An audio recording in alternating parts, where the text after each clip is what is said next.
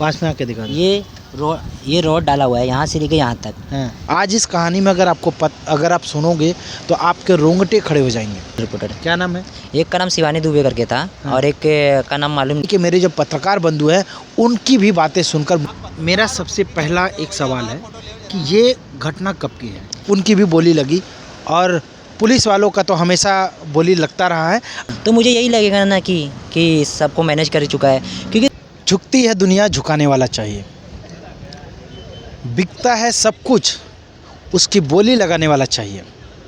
आज एक ऐसी कहानी मैं सुनाने वाला हूँ जिस कहानी को मुझे सुने हुए 1 महीना हो गया था और उस व्यक्ति का तलाश था जिनके साथ में वो चीज़ें हुई थी। मेरे पास एक कार्ड पड़ा है, तब 1 महीना पहले मुझे एक कार्ड मिला था।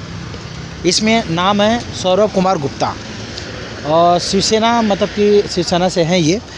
और इनका जब मुझे पता चला था तब इनकी तलाश थी मुझे, और उस तलाश में उस वक्त जो चीज़ें मुझे पता चली, आज इस कहानी में अगर आप सुनोगे तो आपके रोंगटे खड़े हो जाएंगे।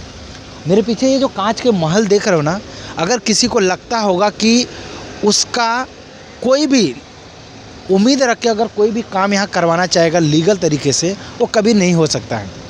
आज इस कहानी में आपको यही चीज़ पता चलने वाला है।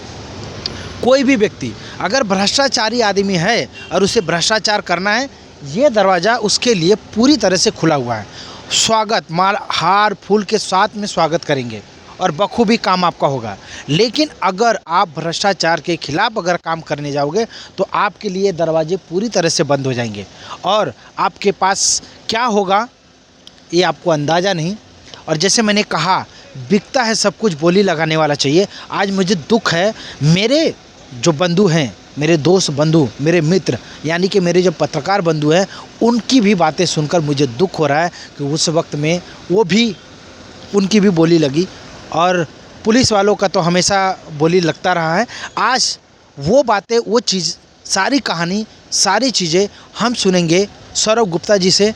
तो बने रहें, देखते रहें PSK न्यूज़ और मुलाकात कराते हैं सौरभ गुप्ता जी से। चलिए अब हम आपको मिलाते हैं सौरभ गुप्ता जी से और पूरी कहानी सुनते हैं। तो आइए सर, PSK न्यूज़ में आपका बहुत बहुत स्वागत है। आपका पहले बात बहुत बहुत शुक्रिया, आप जो मुझे बोलने के लिए आपने आए, आपका बहुत बहुत शुक्रिया जो आपने मेरे को बहुत सपोर्ट दिया। आपने मेरा बाइट लगा रहे हो, मैं चाहूँगा कि थोड़ा ऊंचा आवाज़ में बोले।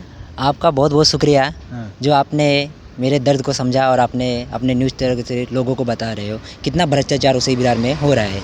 अब मेरा सबसे पहला एक सवाल है कि ये घटना कब की है? ये घटना हो गया 8 से 9 महीना पहले हो गया। अच्छा। जो कि मैंने प्लॉट नंबर 226 ओनोटा पड़ा 32 एकड़ पे है। आपको मैं दिखाता हूँ वो चीज़। ये देखो मेरा कंप्लेन। ये ज़रा सा जूम करके दिखाइएगा, पास में आके दिखाइए।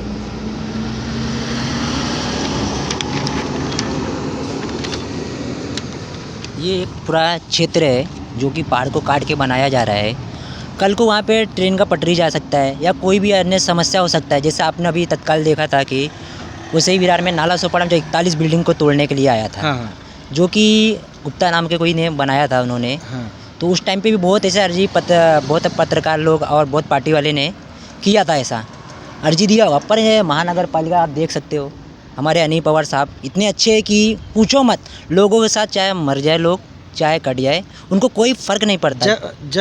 जब ये मामले को जब आपने उठाया था तो उस वक्त में क्या क्या चीज़ें, क्या क्या घटनाएं आपके साथ में हुई, वो जानना है। जब मैंने मामला उठाया तो सर्वे नंबर 226 पे कार्रवाई करने गए। उसके कार्रवाई के 7 या 8 दिन पहले बाद मेरे साथ हादसा हुआ है कि मेरे साथ में ये हादसा हुआ है। आप लोग देख सकते हो। ज़रा जूम करके दिखाओ, पास में आके दिखाओ, पास में आके दिखाओ। ये रोड डाला हुआ है यहाँ से लेके यहाँ तक कि 22 एकड़ में जो काम चालू था, तोड़न कार्रवाई हुई थी उसकी वजह से। और अभी तक महानगर पालिका ना उस पे, मतलब कि जब आपने आवाज़ उठाया तो आपके साथ में मारपीट हुआ? हाँ, मेरे साथ में। और मारकर आपके पैर में चोट लगा और इसमें सलिया पड़ा? हाँ, सलिया पड़ा। अच्छा, उस वक्त में कोई मीडिया के लोग, पुलिस के विभाग के लोग आपके साथ में आए या नहीं? उस टाइम तो मेरा बाइट भी साहब ने गलत लिया था। बाद में उसके बाद मैंने कमिश्नर साहब के बाद गया तो उसके बाद मेरे को पुलिस चौकी से सपोर्ट मिला। अच्छा। और न्यूज़ वाले मैडम ने, शिवानी दुबे ने करके न्यूज़ रिपोर्टिंग में अगर मैं बात करूं तो कितने लोग आपके साथ में मतलब खड़ा हुए थे? मेरे साथ में खाली 2 लोग खड़े हुए थे न्यूज़ अच्छा। रिपोर्टर। क्या नाम है? एक का नाम शिवानी दुबे करके था हाँ। और एक का नाम मालूम नहीं क्योंकि दोस्त के थ्रू आए थे, अच्छा, अच्छा। उन्होंने किया था। मतलब बाकी और मीडिया के लोग नहीं है। बाकी कोई मीडिया के लोग नहीं तो आए क्या थे। लगता है कि ये मैनेज कर लिया गया था या कैसा? मेरे को यही लगेगा ना, क्योंकि अगर मेरे साथ में प्रशासन शासन साथ नहीं दे रही है हाँ। तो मुझे यही लगेगा ना कि सबको मैनेज कर चुका है। क्योंकि देखो अनलीगल प्लॉट एक क्षेत्र है जो एक क्षेत्र में हज़ारों घर बनता है, हाँ। हज़ारों क्या लाखों घर बन सकता है। कल को वहाँ तो रेलवे कोई प्रोसेस है, कल को कौन जाएगा बेघर, जो यूपी से या अदर से बाहर से स्टेट से आए, यहाँ पे ज़मीन लिए प्रॉपर्टी, वो लोग फंसेंगे। अच्छा, जब आपके साथ में एक घटना हुई तो कितने महीने आपको बेड रेस्ट करना पड़ा? 6 महीना 6 महीना। 6 महीना 6 महीना तक आप बेड रेस्ट? बेस्ट रेस्ट भी था। अच्छा, उस वक्त उस दौरान कोई आपकी मदद करने के लिए कोई आया नहीं? कैसा क्या? नहीं, मेरे मदद करने के लिए उप जिला प्रमुख जो धनंजय साहब मोहते, एकनाथ शिंदे साहब के पार्टी से, उन्होंने मेरे को बहुत सपोर्ट दिया हाँ। और अभी तक मुझे दे रहे हैं। अच्छा, अच्छा। और मेरे जो पार्टी के मेंबरशिप है जिनके साथ में जुड़ा, उन लोग मुझे पूरा सपोर्ट दे रहे हैं। अच्छा, उसके बाद जब आप बेड रेस्ट से उठे हैं तो उसके बाद में आपने कार्रवाई चालू किया और लेटर वेटर देना। हाँ। तो कहाँ कहाँ पे लेटर आपने दिया और क्या क्या आपको उसका जवाब क्या मिला आपको? मैंने लेटर दिया, मैंने इस सर्वे नंबर 26 का जो था मैंने उसको दिया कि उन्होंने, मैंने ITI लगाया था, उन्होंने मेरे को दिया था जो मैंने GPS लोकेशन, मेरा लोकेशन था, उन्होंने वो उस जगह पे कार्रवाई किया था पर मेरे GPS लोकेशन से मैच नहीं कर रहा था। तो मैंने साहब को बोला कि साहब जो मेरा GPS लोकेशन, जो आपका GPS लोकेशन ये तो मैच ही नहीं कर रहा है। मैंने क्षेत्र का पूरा डाला था ना, तो उन्होंने क्षेत्र का बोले कि नहीं वही है। बोला ठीक है सर वही है, तो मेरे को बताओ ना GPS लोकेशन मिलाया तो नहीं मिला। फिर मैंने वापस ITI लगाया, जो ITI मैंने लगाया मेरा प्रथम अपील भी अभी तक साहब ने नहीं लिया, तो इसके लिए मैं कोकण भवन भी डाल दिया मैंने सेकंड अपील के लिए। तो आप देख सकते हैं मेरे पास मंत्रालय से भी लेटर आ चुका है जो कि महाराष्ट्र शासन से निकिता पांडे मैडम ने, उन्होंने कहा है, सीधा आयुक्त साहब को कहा है कि दिए गए अर्जी को कार्रवाई करके दिखाया जाए, जिसने कंप्लेंट डाला उसको दिखाया जाए। पर यहाँ के आयुक्त साहब मुझे कुछ दिखाई नहीं रहे, ना कोई रिप्लाई दे रहे। अच्छा। वो बोल रहे कि रमेश मलाली के पास जाओ, रमेश मलाली साहब बोल रहे उपायुक्त के पास जाओ, उपायुक्त बोल रहा सहायुक्त के पास जाओ। आखिर जाए तो हम किसके पास जाए? मुझे आप बताओ ना कि इतना भ्रष्टाचार हो गया कि ये खाली हमको तो घुमा क्या रहे। लगता है कि इनके ऊपर में भी कोई है जो इनको मतलब कंट्रोल कर सकता है या नहीं? ये तो खुला है, खुले किस कौन को कंट्रोल करेगा? खाली घुमाने जानते हैं पब्लिक को और कुछ जानते नहीं। क्योंकि आप देख सकते हैं, देखो आपको मैं दिखा रहा हूँ,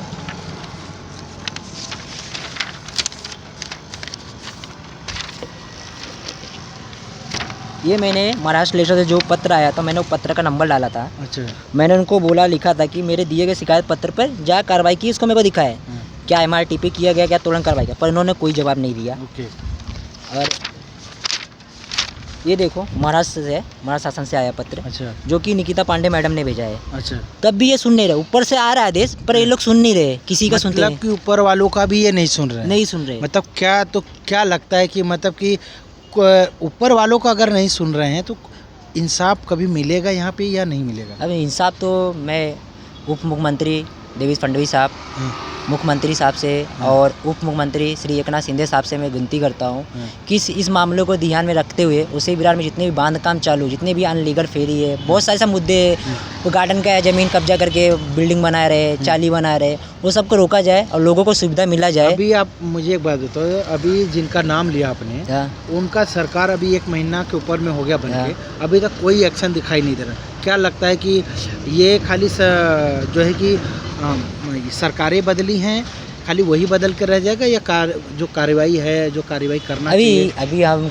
आमदार के ऊपर होता है, आमदार कैसा काम करते हैं। अभी तो जल्दी आए आमदार, हमारे तीनों आमदार आए, तो अभी इनके ऊपर है, इनसे हम मिलते हैं, बात करते हैं विषय पे क्या है क्या नहीं है। पर मेरा ये हाथ जोर से विनती है एकनाथ शिंदे साहब, उप मुख्यमंत्री साहब से और देवेश साहब से कि ये इस मामले को ध्यान में रखा जाए और अनिल पवार साहब को सस्पेंड किया जाए, क्योंकि इतना भ्रष्टाचार का यहाँ पे बढ़ गया ना। अनिल पवार जी, जहाँ तक मुझे का खबर जो है, अनिल पवार जी को लाने वाले देवेंद्र फडणवीस जी हैं, उनकी ही सरकार में आए थे अनिल पवार जी। अब मुझे बता नहीं सकता। मुझे ऐसा मतलब कि अंदरूनी जो खबरें मुझे मतलब जो सूत्रों के हवाले से मुझे पता चला वो यही चला है कि उनके ही सरकार में इनको लाया गया था। तो क्या वो इनको सस्पेंड कर सकते हैं? क्यों नहीं कर सकते? कहीं ना कहीं वो लाए होंगे तो कुछ तो अपने मतलब से लाए होंगे। सरकार की क्या होती है, सरकार का काम होता है पब्लिक का सेवा करना। कि अगर अनिल पवार साहब ने पढ़ लिख के आज IAS की तैयारी की गई, आज इस पोस्ट पे पहुँचे हैं, तो उनका काम ये लोगों का समस्या दूर करना, ये कि नहीं कि भ्रष्टाचार करना। तो यहाँ बैठ के क्या वो सब लोगों की समस्या समझ आप सुलझा रहे हैं या बढ़ा रहे हैं? आप खुद देख रहे हो महाराज शासन से आया है वो पत्र, आपको मैं बताऊँ क्या, आप खुद समझ सकते हो कि महाराज शासन से पत्र आने के बाद भी उसको अनदेखा अनजात हम किया जाए। आपसे इसलिए सवाल कर रहे हैं क्योंकि आपकी जो कहानी है हाँ। बहुत ही दर्दनाक कहानी है।